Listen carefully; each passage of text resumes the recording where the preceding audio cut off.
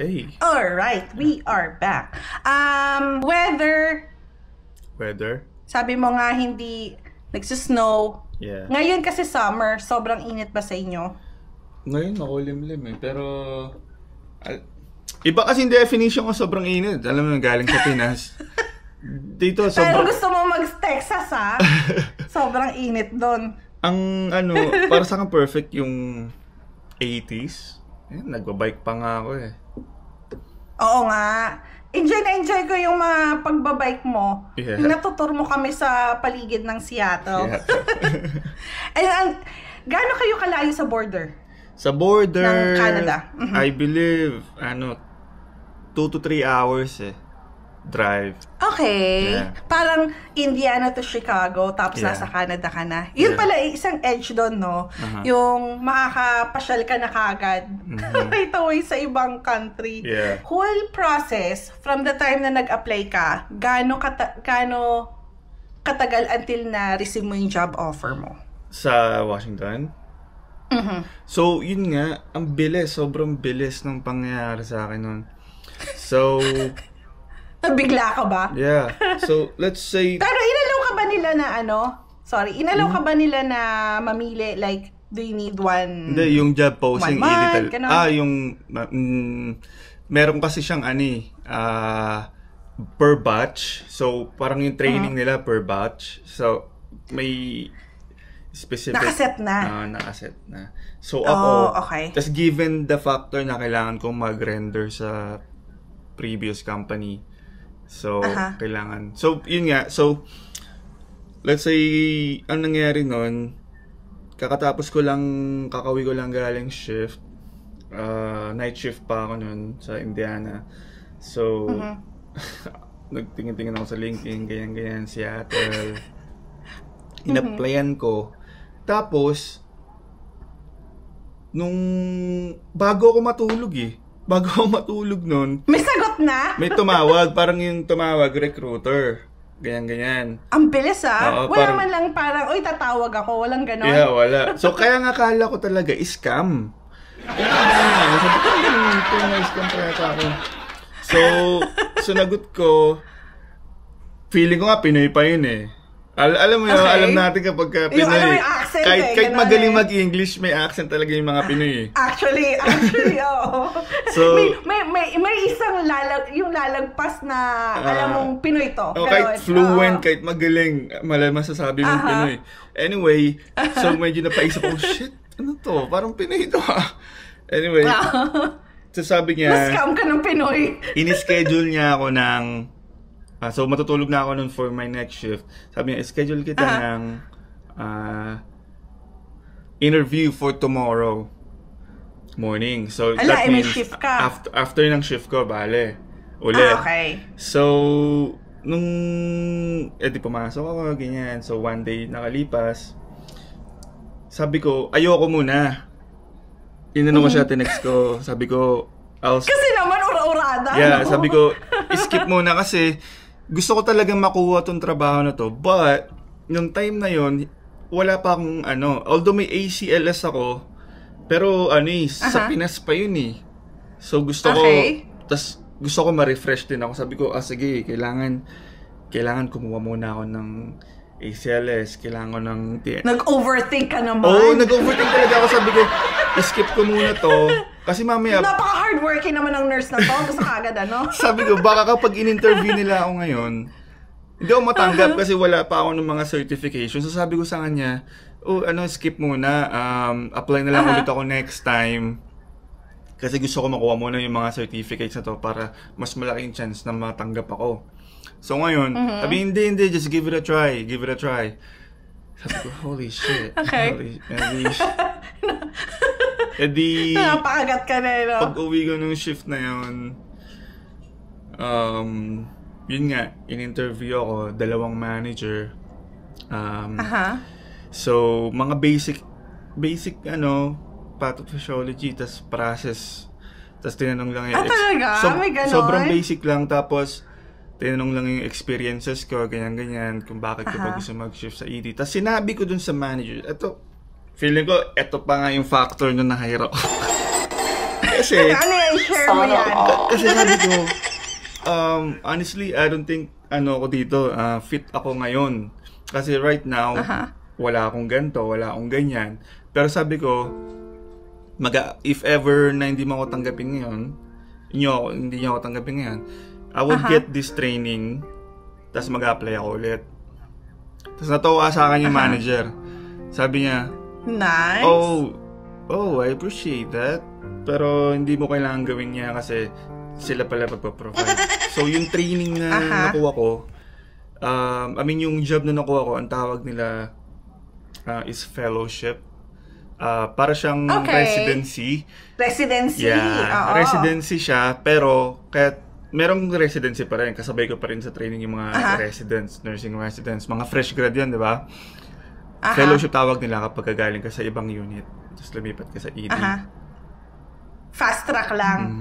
So, yun yung so sila yung nag-provide ng certificates. Tapos, yun na, pagka-apply ko, after 2 days, ayun na, sabi nila, hired ako.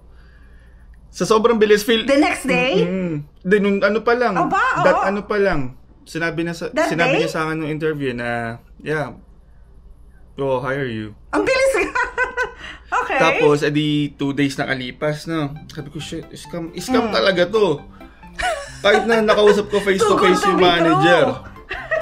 Talagang nag-ano pa nga ako nun nag-detective move. Nag-doubt ka. Nag-ano ako, sinerch ko pangalan ng dalawang managers. May kakilala ka ba sa hospital na yun?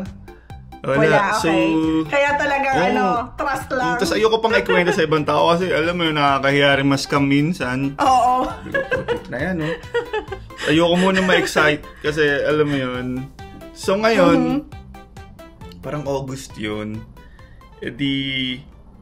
Lumabas kami ng mga, parang after 2 days, sabi ko, nag-aantay ako ng email. Parang kinabukasan that day pala. Pagka uwi ko, tapos nag-interview, diba? That day, may flight ako, may magbabakasyon kami ng mga kaibigan ko. So, puwet ako nung araw na yun. Tapos nung papunta akong Vegas nun So, interview, nag-ayos lang ako after interview, nag-ayos akong gamit, pumunta akong airport. So, bago ako sumakay ng aeroplano, natanggap ko na yung email ng job offer. Tapos, tapos, eto yung sinabi sa akin yung mga kailangan nila. Pagdating naman sa requirements, ewan ko, ang bilis lang dito. Sa atin, ang dami kasing mga requirements, ewan ko, kasi yung first time ko mag-apply talaga na nasa US na ako. So, ang requirement lang na hiningi sa akin is kasi parang may yung nurses verification, alam mo yun, yung online, yung parang verify lang yung license. A few moments later. Doon nung tinawagan ka para i-schedule ka, ayun, na binigyan ka na ng job offer. Yeah, so, yun nga. So, that day kasi, nung in-interview nila ako, so, kakagaling ko lang sa shift, parang magbabakasyon ako dun So, that day rin kailangan mag-impake and everything. So, after interview, nag-impake ako, tapos pumunta akong airport. So, bago ako sumakay ng aeroplano nun, alala ko, na-receive yung text na, yun nga, yung official na tanggap ako, tapos ito yung job offer, ito yung mga requirements nila. Ang kaisa-isang requirements lang naalala ko, parang nurses verification. So, hindi na nag-require ng CES, ganon? Wala. Okay.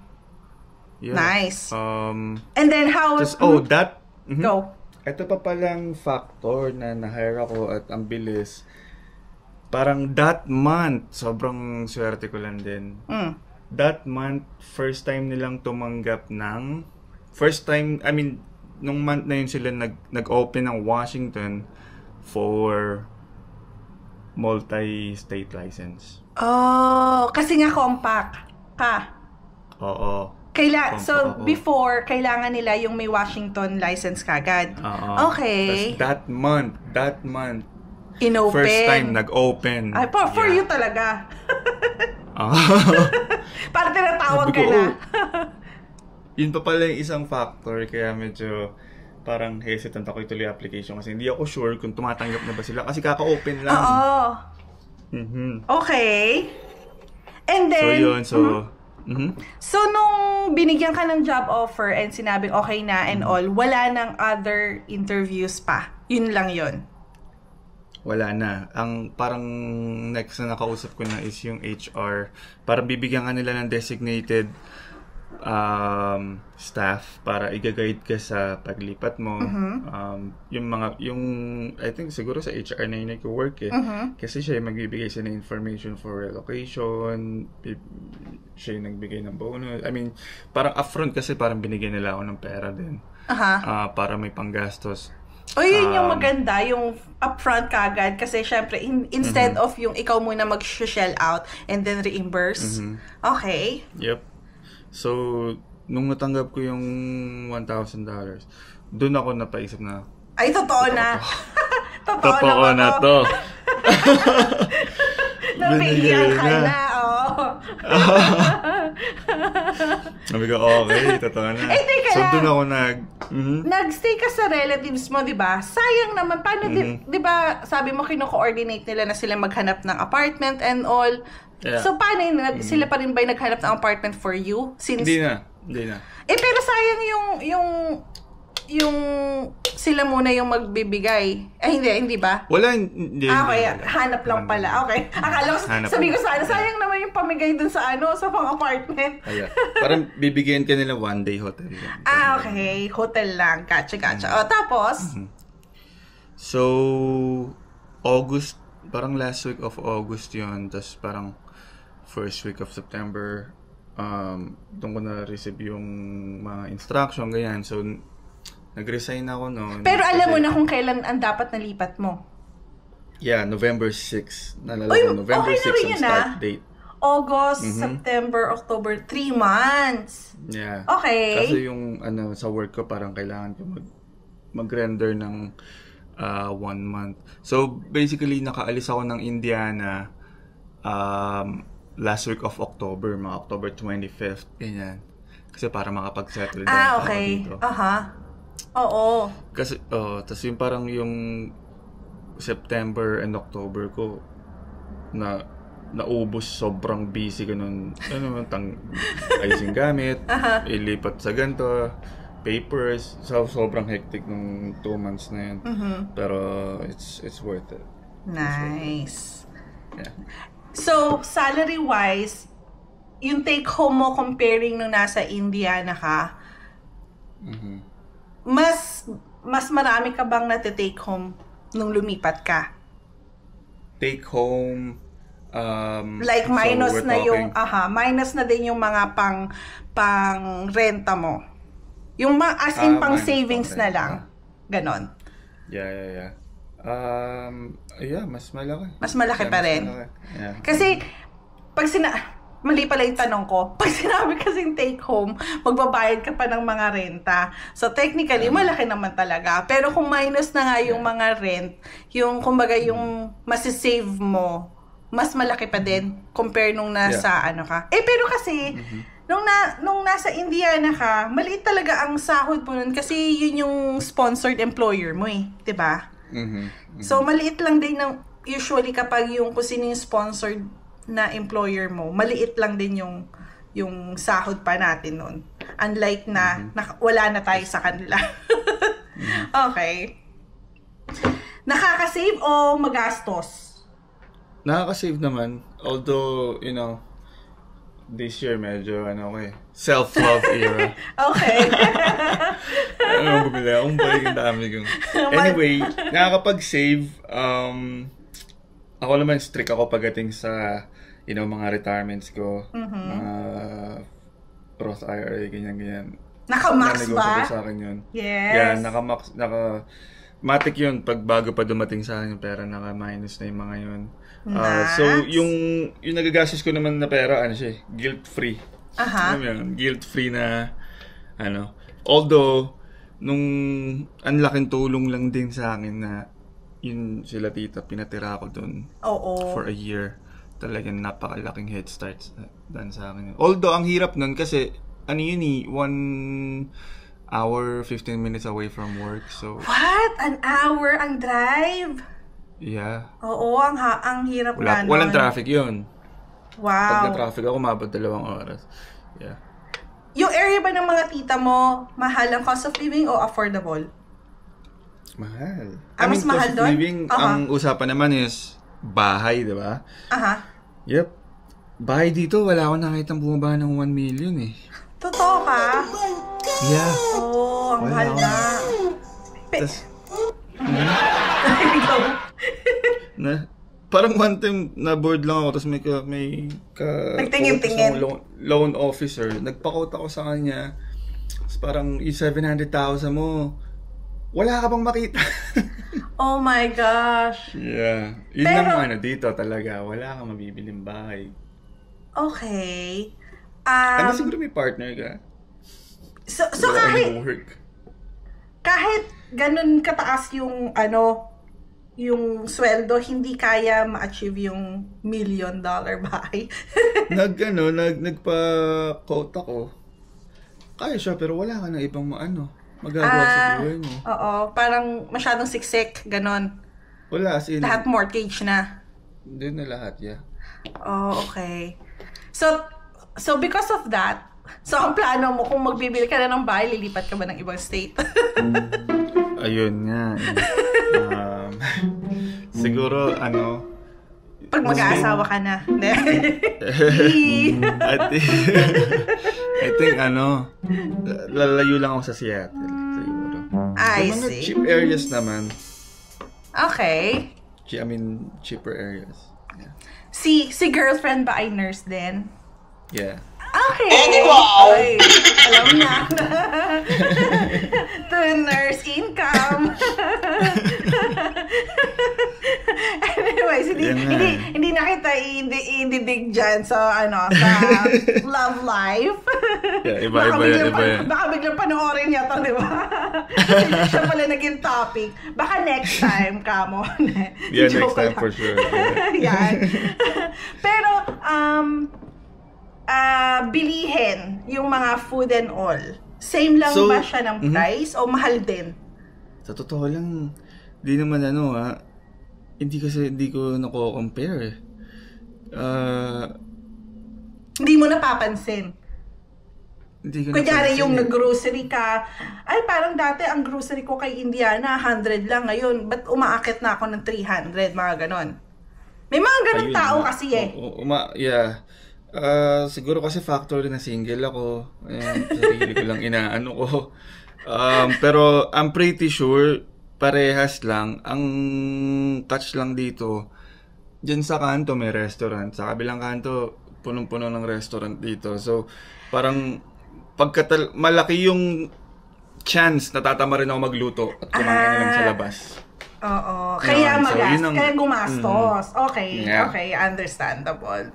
Yeah, Oo nga pero naman. hindi Kapag kaliwat kanan nga naman, ay natatempt ka, ay wag na ako magluto. Bili na lang, ganyan. Kasi naalala ko nasa Indiana ako, diba nga ikaw nasa Indianapolis ka, ako nasa outskirts ako noon. Pag nag-crave akong ramen, mag-drive pa ako ng 1 hour and a half. Ramen lang. Sabi ko, gusto ko ng ramen. Drive pa ako. Tapos pagka may dinadayo pa ako dyan sa Indiana, kapag gusto ko lang ng mamasyal. 1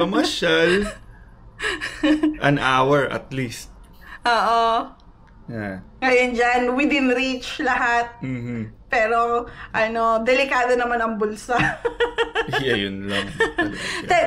May Jollibee ba dyan? Meron. Nice. 5 minutes drive. Dito rin. Yeah. May mga chowking, ganon. Yung parang seafood, nila? Ano yung Seafood City? Oo. Yeah, meron. Pero Okay. nasa 15 minutes away. May okay. Seafood City. Seafood City ba o ibang name? Seafood City. Seafood City din. Nice. Okay. Any unique benefits sa hospital nyo? Any Unique benefits or pareho lang? So, gusto kong i-share yung benefit talaga kapag unionize yung hospital. Unionize ba yung hospital mo ngayon? Hindi. Walang union ang paano ba? Naka-PRN ako kay ako ngayon. Kasi hindi siya hindi. Is open for any union. Pero si State of Indiana at all, wala siyang union. Yes. So, pero they're open na kung gustong magtayo ng union, ganyan. Pero wala. Okay. So, yung union, may representative ka, pagka feeling mo na agrabyado ka. Kasi ang union for staff siya sa mga staff. So, ang mga managers, hindi. So, parang, okay. Alam mo, may pwede kang lapitan. Kasi minsan, pag feeling mo pinag-iinitan ka ng manager mo, wala kang ibang lalapitan pag walang union. At least yung may union, siya yung mo. Uy, nice to know na ang union hindi for managers. Kasi akala ko, pag union, for all employees. At least sa amin, hindi Although, may problema ako sa manager ko yun lang naisip ko scenario. Okay lang yan. So, nagbabayad ka ba? Kailangan ba magbayad? Malaki ba ang bayad? Malaki. Pero anong benefits yung support lang? Support, tapos may budget ka for education. So, tulad ngayon, nag-renew ako ng license ko. Iba pala isang dito sa Washington. Every year, nagre-renew ng license. $200, almost $200. 200? So, ang license? Kaka-renew ko lang. Pero reimburse naman ni union. Okay. So, yung binabayaran mo kay union, yun na rin yung pwede mong magamit in terms of renewal. Renewal, pero malaki ang union fee. Magkano? So, 100 plus. Per paycheck? I think monthly na yun Yeah. Kung per month, parang isipin mo na lang medical insurance. Pero magkano ba ang medical insurance? Sagot ni Sagot ni wala kang binabayaran? Wala. Sagot ni employer. For real? As in wala? Zero? Wala. Yeah. Alam mo ba, narinig ko na rin yan kay Ed na wala rin siyang binabayaran. Hindi ko alam. I think may babayaran kapag nagdagdag ka na lang ng dependents. Ayun yung isa ko palang benefit na nakita ko yun. Naalala ko sa Indiana nga pala nagbabayad ako na may kaltas yun. Yun nga alam ko meron kasi pag nag-enroll ako, kahit sabi mo ako may dependents, nakikita ko meron doon for employee na single, na walang family. So, alam ko, meron talagang babayaran pa rin kahit single ka. Wala tinignan ko yung... Pero kailangan doon lang sa hospital mo. Hindi, Aetna kami. Aetna yung insurance namin. So wala siyang mga in-network, out-network, ganon? In-network hindi with sila Aetna. Strict. Okay. Pero hindi siya strict na dito ka lang sa hospital mo din ka pwedeng magpa-check. Hindi ako nakapag... sa labas ako nakapag... okay. Nice yun. Akala ko gano'n. Kasi dito sa Indiana, ang option mo is, yun nga, parang exclusive dun sa hospital mo, or parang yun nga, in-network yung exclusive. Yung out-of-network mo, yung kahit saan. Pero mas mahal. Okay. Nice yun Any final words for viewers who wants to move in Washington? Sa Washington? So, kung may gusto lang akong message yung pagka maghahanap ka ng work, kung gusto mo lumipat ng hospital, tapos nagka-factor in ka, ano ba yung mga, isa-consider nyo rin na kung unionized ba yung hospital na lilipatan nyo. Ewan ko, talagang sobrang, parang hindi ko na kaya mag-work sa hospital na hindi unionized. Hindi unionized. Yeah. Okay. So yun. Pero napapaisip tuloy ako. Hindi kasi talagang sabi iba ko, gusto ko mag-settle dito. Nasira na naman ang pag-settle dito. Talagang may lalapitan nga, hindi ka basta-basta pwedeng i-fire. Yung mga layoffs na ganyan. Hindi ka basta-basta pwede i-layoff. Tapos talagang may lalapitan ka pagka feeling mo na agrabyado ka. Tapos yung transparent sa pay. Yan, transparent sa pay and benefits. Kasi nga, public information yan Pwede nyo nga i-google yung sahod namin dito. Yeah. So, tapos, kung iniisip mo na lumipat na kasi na-stress ka sa work mo ngayon, lipat ka na. Man, life is short. Yun talaga yung ano ko nun. Hindi naman ako stress. So far. May referral ba kung may gustong lumipat dyan? Hindi ko alam. Hindi ko alam yung kung may ganun hindi mo alam dito. kung may ganun kayo. Yeah. Sabihin ko sana hiring ba kayo? Sabihin nyo kay Tio kung gusto nyo lumipat. Pero kung may mga question naman. Tanong mo kaya. Kaya, sige nga, tanong ko. Referral. Tapos hati-hati na lang tayo. Correct. After tax, syempre, kasi magta-tax ka pa doon. Okay, so thank you for that. I have one last segment, Fast Talk, ni Boya Bunda. Excited ako dyan, nakita ko nga yun. Okay, coffee or tea on a shift? Coffee or tea? So, fast talk nga pala to, sige. Coffee. Sige, okay lang. Explain yan. Ano explanation?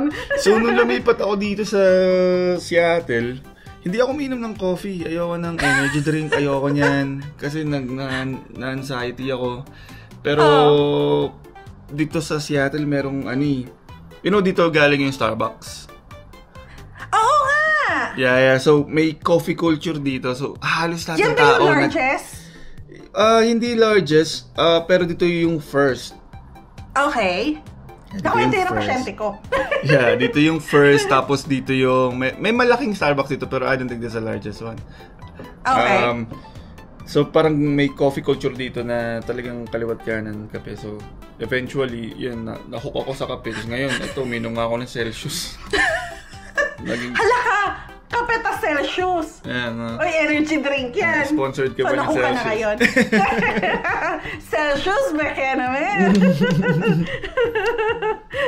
Yeah. Okay. Night shift or day shift? Day shift. So ngayon day shift na ako. Pero nag-start ako as night shift.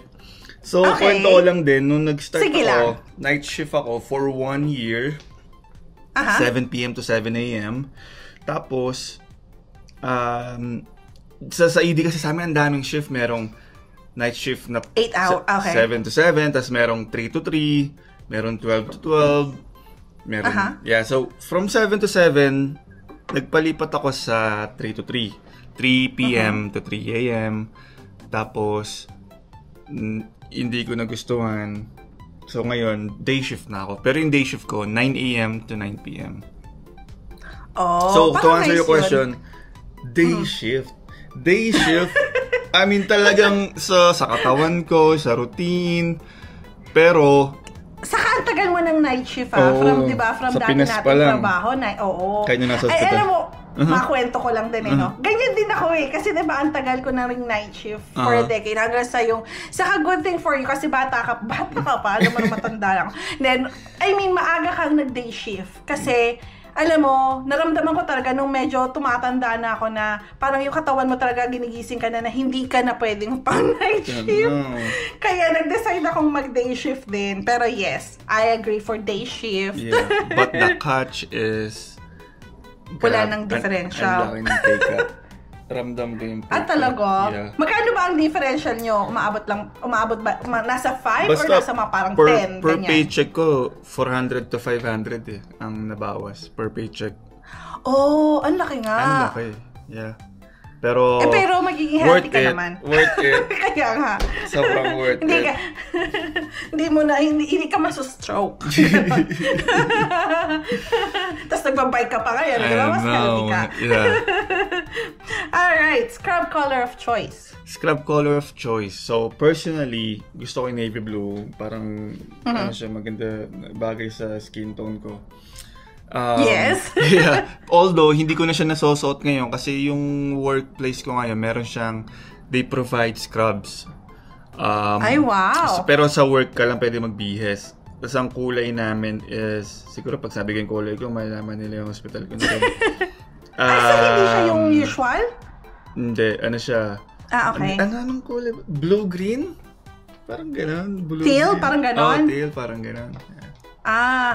Oo nga, hindi nga usual. Hindi, Yung teal, parang nakikita ko yun sa California din. Okay. One word to describe your hospital.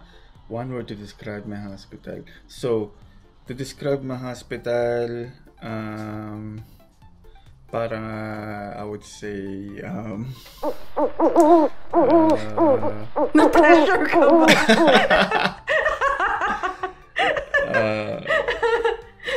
great. Nahanap ko kasing word na para ma-relate ko yung pagiging thankful ko kasi talagang thankful ako sa hospital ko. Yeah. So, sweet naman. Yeah, I mean, thankful ako sa opportunity, syempre. Alam mo yun. Sobrang supportive, ganon. Okay. Most used nursing skill. Most used nursing skill, IV. Nice. Sa ED, IV. Favorite? Okay. Favorite thing about being a nurse? Favorite thing being a nurse? So, lately ko lang din ito naramdaman. Siguro kasi nung night shift ako tapos sa med-surg, alam mo, most of the time tulog yung pasyente. So, hindi mo na rin naman gano'n nakakausap. So, ngayon, sa ER, alam mo yung papasok yung pasyente, worst day of their life. Andun sila, this is their worst day of their life. Tapos, in a lot of pain. So, gustong-gusto ko yung feeling na yung, for example, in pain sila, yung may feeling na, binigyan mo sila ng relief. Tapos sobrang thankful sila sa'yo. Lalo yung one time pasyente, sabi niya sa akin na, thank you for fixing me. And he was crying yung sinabi niya sa akin yun. Kasi sobrang, although pain meds lang naman yung binigay ko. Ay, ano ba? Kwento ko lang din to. So, si Kev kasi, na-surgery siya, open foot and Achilles. So, sabi niya, nung after ng surgery din niya, alam mo bang thankful siya. Sabi niya, yung sobrang bilib na bilib din siya. Parang sa isip ko, parang parte yun ng trabaho namin. Sa isip ko ganun Pero siya, happy niya, alam mo mami, yung nurse ko napakabait, sobrang bait niya. Tapos talagang kinomfort niya ako kasi kinakaba, first surgery niya ever to. So wala siyang idea of hospitalization at all. So sabi niya, kinomfort niya talaga ako. Tapos, na-relieve niya ako. Ganun. Parang sa isip-isip ko na, kasi, trabaho naman talaga namin. Pero okay. Doon ko nung sinabi mo yan, parang doon ko ngayon na-connect na, talagang it makes a difference for them talaga as a patient. Diba? I love that feeling. Hardest part of the job. Hardest part of the job. So, this time, walang araw na hindi ako namumura ng pasyente. Kasi nasa pinaka-vulnerable silang moment, diba? Nasa ED, talagang... Hindi ka pa naman nasuntok. Nasuntok na ako. O, totoo ka? Yeah, nasuntok na ako. Hindi naman psych patient. I mean... Psych. Sino ba mananapok na lang, diba? Normal na tao mananapok. Merong normal na hindi psych. Although, hindi naman ganun kasakit. Pero tapos inalagaan naman ako ng hospital. Ina nila ako. Anyway, ang hardest part sa akin is yung siguro yung word dito, yung compassion fatigue. Yung alam mo yun, compassionate ka sa pasyente mo, gusto mo siyang alagaan, this and that. Tapos siya ay niya alagaan yung sarili niya. Tapos, ang sama-sama pa ng ugali. Alam mo yun? I agree. Agree ako dyan, 100%. Sabi ko, di mo alam kung saan mo ilalagay yung emotion mo yung may paki ka pa ba dapat or wala na? Alam mo yun, parang totoo yan. Parang ipit ka sa na at the end of the day you still have to do your job, kahit na alam mong ayaw mo siyang alagaan. Correct. Talaga na. Hindi, pero totoo yan. Kasi nakaranas din ako ng ganyan, na kaya ayaw ko na mag-med-surg. May mga, doon mo rin kasi makikita kapag nasa bedside ka talaga, na you're spending a lot of time with patient. Doon mo mararanasan na may mga talagang patient na talagang ma-appreciate ka and all. Pero may mga patient talaga na feeling mo parang ang tingin na lang sa'yo pasolduhan nila. Yung ganun, na parang sila yung, they own you. May ganun talaga. Ang hirap din talaga nilang i-deal. Diba? Kaya pumunta ako ng procedural.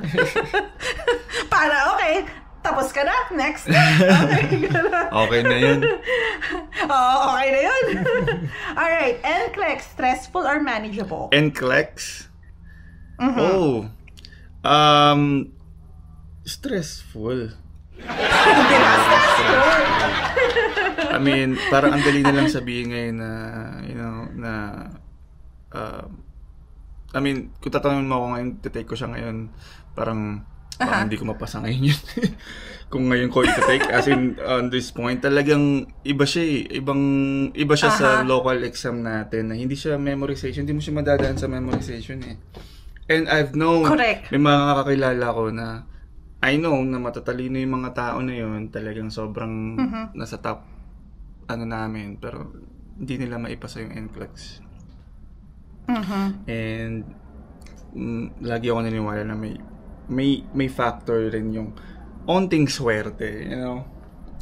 Kasi naniniwala din ako dyan. Naniniwala ako dyan kasi at the same time, yung NCLEX kasi hindi naman siya katulad ng local exam na, these are the set of question, lahat kayo, ito sasagutan mo. Ang NCLEX, may question bank eh. So, paano pag naiba to sa yung question, yung mga alam mo? Hindi, ang dali ng exam. Correct. Yung mga naiba to minsan, hindi mo na-review. Ganyan. Correct. Individual ang pagbato sa atin ng question. Diba? Kumbaga, yung set of questions mo is different from my question kasi depende rin yun sa kung ano yung sinagot mo, ano na yung next na ibabato sa'yo. Diba? Kasi may mga study tip for nurse.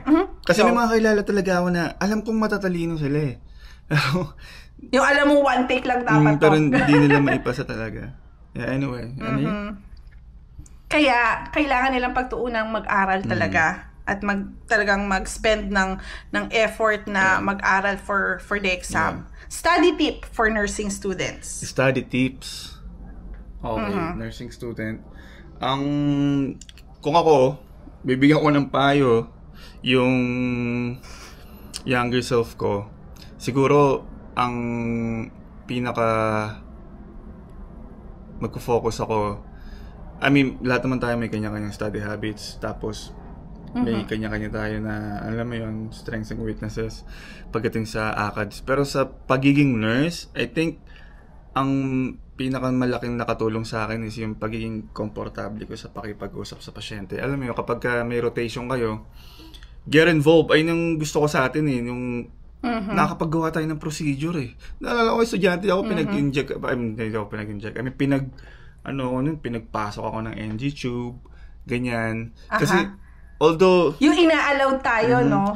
Kasi, although pagpunta mo dito or sa Pinas, pag nag-apply ka, although itatrain ka nila, may level of confidence ka kapag na-witness mo na yung procedure or nagawa mo siya, kahit saglit mo lang siya nagawa eh. May edge ka. May edge ka kapag ka ganun. Feeling yabang ka na. Alam ko na yan. Mapay nga. Tapos, yan. so, sa mga nursing student, kung meron kang rotation sa different, syempre, diba part yun, may training. Dyan pa lang, i-figure out nyo na dapat kung ano yung area na gusto niya. Kasi,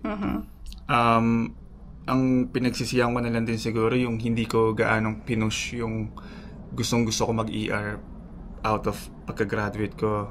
Kasi sabi ko nun, bata pa naman ako. Kasi nag-apply ako nun, 19 years old ako nun, nag-start ako sa Pinas. Sabi ko, okay lang yan, hindi ko nakuha ngayon, 19 lang ako.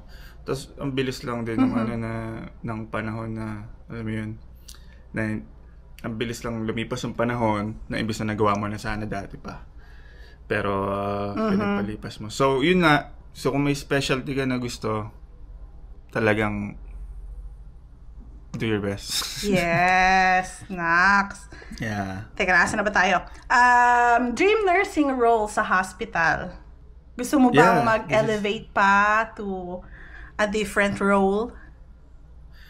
Role like department or role like kahit kung gusto mo bang maging manager sa department mo or gusto mo bang maging CRNA sa ibang role as far totally? As far as bedside goes, ito na yung feeling ko, this is it. Yan na yung retirement mo na unit. Nice. This is what I want.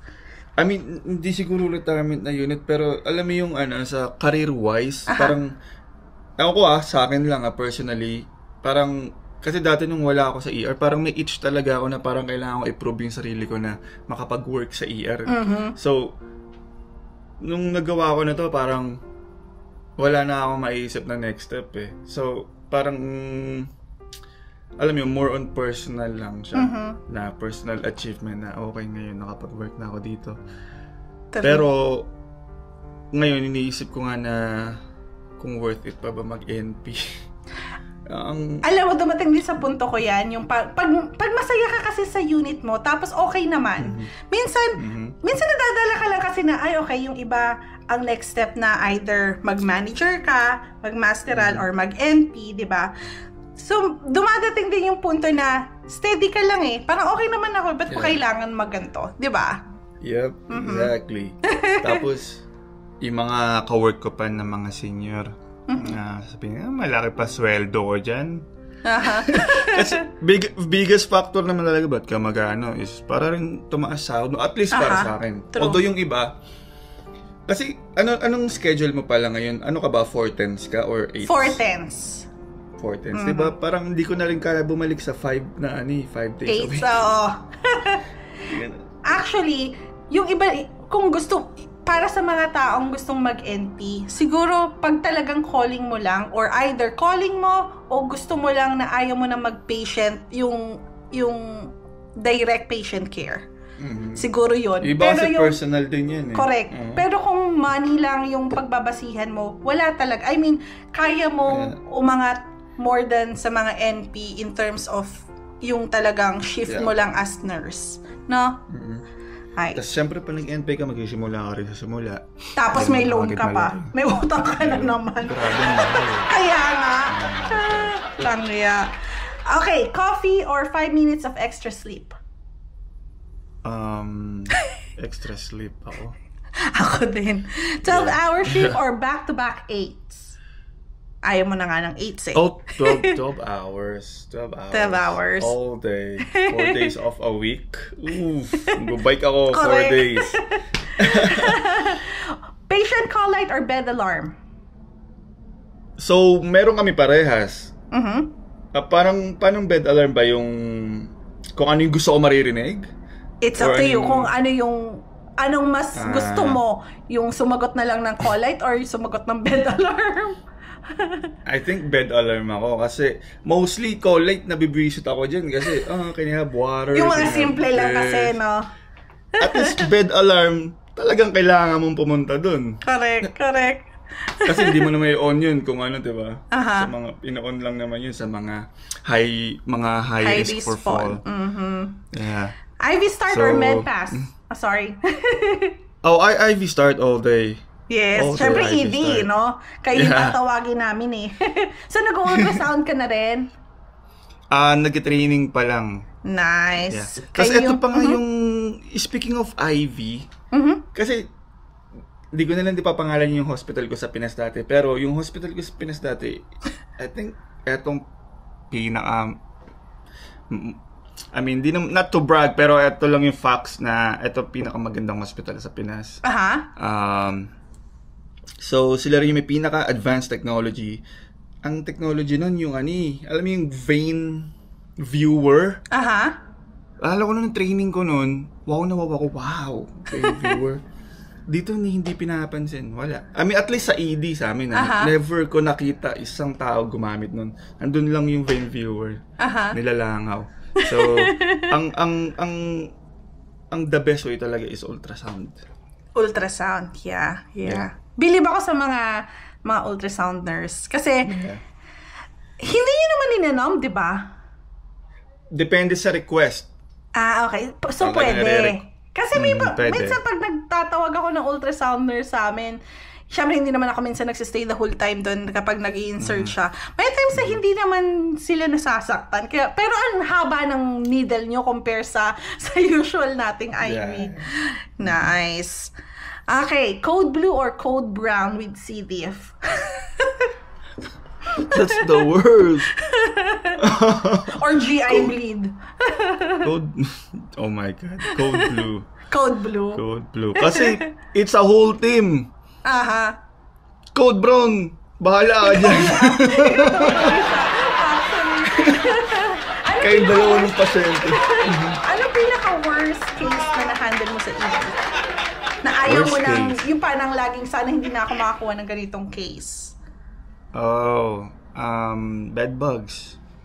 Really? So, isa ka na doon sa mga nurses na ayaw ko na ng bed bugs. Yawan na. So, talaga bang may lumalabas? Ganon? Kita mo yung mga bugs? Yeah. Oh, wala pa ako nakikita.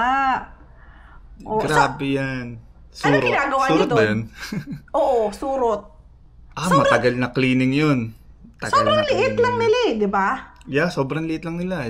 Yung pa isa, yung anxiety na maiuwi ko ba to? Nasa medyas ko ba? Nasa anit ko ba? Teka lang. So, pagpasok ng pasyente, sasabihin niya, alam niya na kagad na bedbugs? Or Hindi. paano Makikita yun? mo na lang, bedbugs to ha. Naku po. Oh, okay. Yeah. Oh. Mostly ito. naman kasi ng mga bedbugs, may nasa mga homeless people, di ba? Oo. So, hindi naman nila rin alam yan. Hindi ko kasi ma-imagine ko talagang kita mo siya sa buhok, or kita mo siya talagang lumalabas sa kanila. Gumagapang siya. Oh, okay. So, Makikita kita mo talaga. Hindi naman ito lumilipad, di ba? Hindi na. Alam ko lumilipad sila eh. Oh my God. Makangati ka na lang din kapag I mean, yung anxiety level iba kapag bedbugs. Although, talagang almost masuka ako is maggots. For real? Ano to, sa sugat? Sugat na, hindi to exaggeration pero millions of maggots. Talagang saan millions sa legs. Hindi niya alam na meron? Doon ko nalaman, although dapat, siguro nalaman ko na rin ito before, hindi ko na lang din naalala, pero yung maggots pala na yun is kinakain yung bacteria and that's what's keeping him alive. Oo, actually. Well, alam ko yung part na yun kasi alam ko sa wound, sa mga burn, talagang alam ko may treatment sila sometimes na they put maggots. Yung patient na yun, hindi siya treatment. Talagang may maggots lang siya. Oo nga. Homeless ba siya? Oo. Kadiri nga. So, medyo pas-pas na yung leg niya. Ow. Yeah. Then there's maggots or suspected AAA rupture. Oh my God. So, ano pipiliin mo? I mean, syempre doon ka sa life and death. Yeah. AAA. Grabe yun. Ang hirap ano na yun? naman. Wala na yun eh. That's it. Kaya nga. That's it. Yeah.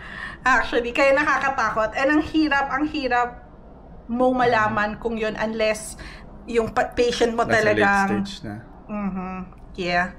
And talagang aware siya na meron akong AAA, ganyan. Yeah.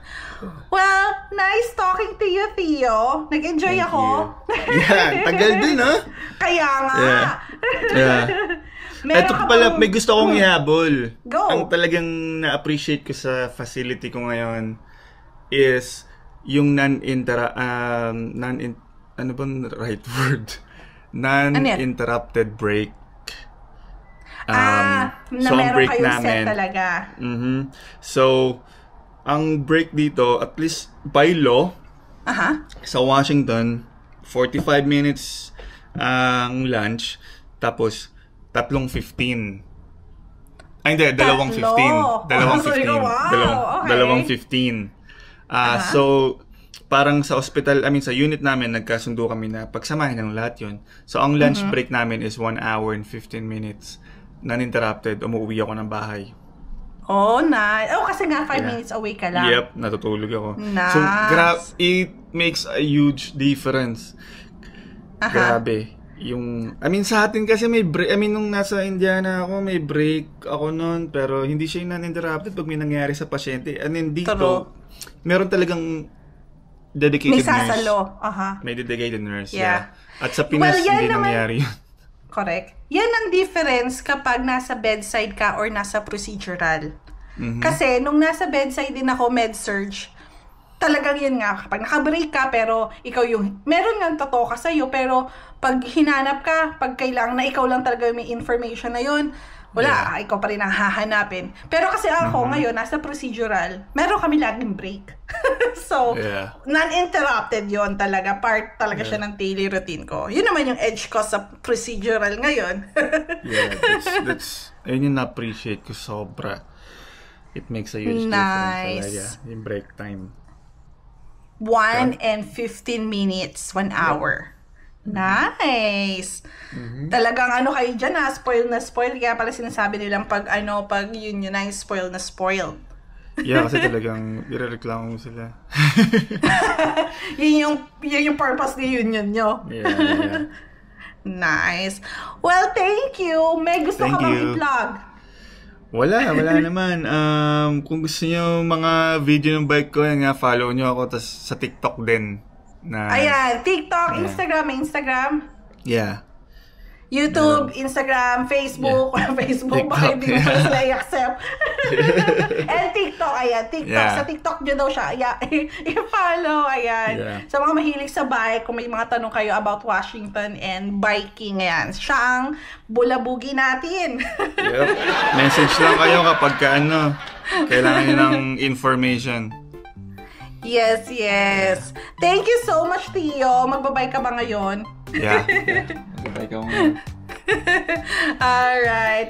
Well, thank you again. So, uulitin. Yeah. Bye! Thank you. Bye-bye.